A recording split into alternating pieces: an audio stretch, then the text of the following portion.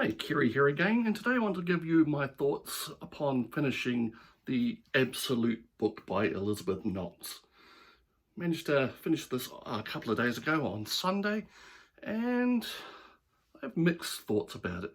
Now, the Absolute book came out first in New Zealand in 2019. Elizabeth Knox is a well-known author here, probably best known for her book The Vintner's Luck, which was later made into a not quite as successful movie. She's written several other YA and adult books, such as the Dream Hunters series and Wake, and she wrote a sequel to The Vintner's Luck, The Angel's Cut, and several others, and a book of essays.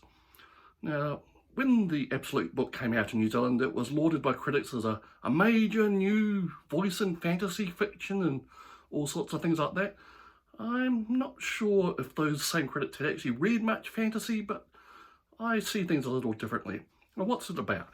Well, the Absolute book is the story of Taryn Cornick, a woman whose family is split between New Zealand and the UK. When she's about 13, her beloved sister Beatrice is killed, and the man responsible gets a fairly light prison sentence. Now, this weighs on Taryn's mind, and when she's a little older and married to a wealthy, successful man, she tells her story to a man she meets at a hunting party, and he decides to help her out by exacting revenge, the ultimate revenge, basically. Now, this comes back to haunt Taryn throughout the years, and it's a major black mark on her immortal soul. Later on, still, Taryn is single again, and she becomes a published author, writing books about libraries, books, and history. She's about to go on a book tour when the police start investigating her because they believe that she had a hand in what happened to her sister's killer. Things start closing, she gets followed by mysterious people, phone calls start happening, and she gets invited to meet a librarian in a library in France. Now, as she goes there, things turn into a crisis, and somehow magically she's sent across the worlds to the sea world or fairy world. And one of the policemen that was investigating her, Jacob Berger, is sent with her. And together they meet a gentleman there called Shift, who seems to be a denizen of the fairy world. They get involved in all sorts of adventures, and basically it boils down to that they must find the fire starter. Now, that's a scroll box which seems to have survived several major fires in history on Earth, and for some reason demons are after it as well. Now, there's a whole lot more to the story, a lot of it superfluous.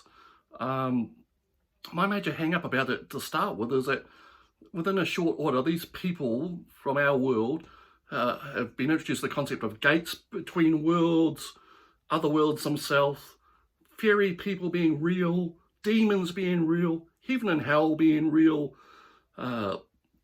Norse mythology being real, and all sorts of Christian parts of Christian theology also being real. It's all a bit of a melange, and they are totally nonplussed. They just go about their day like nothing's happened. They spend weeks and weeks traipsing across the fairyland to meet various people, attend various celebrations. It gets pretty tedious. And the author seems to have some type of hang up with modern technological civilization, and she wants us to see that an agrarian existence foraging from the land is somehow superior.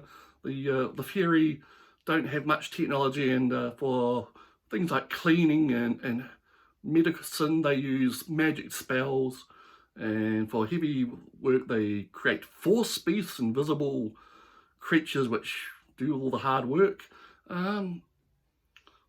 There's very little that I enjoyed in the end. I think some of the stories told by some of the minor characters about events in fairy history and how they became who they are were quite well done. They were more high fantasy and made more sense among themselves, but the main plot seemed to meander along, and things were added that really went nowhere. There were mysteries set up, there was stuff about hackers in Pakistan and a software company in the UK.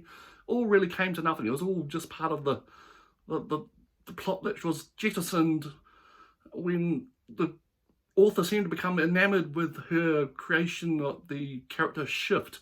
Now, he starts out like a simple man. I pictured him like one of the hobbits or something from the Lord of the Rings movies. But by the end of the book, he's become so important, so crucial, that he's like the most important person in the entire world or worlds.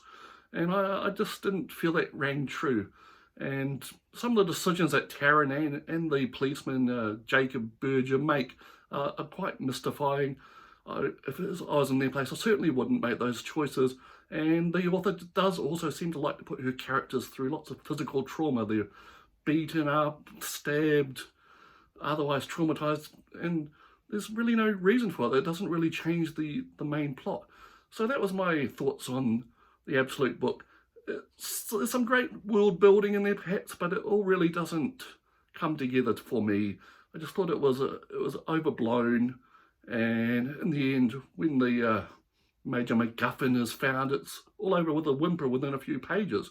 And there's a bit of an epilogue which really just rubs in the stuff about how our modern society is bad and the way the fairy live is better.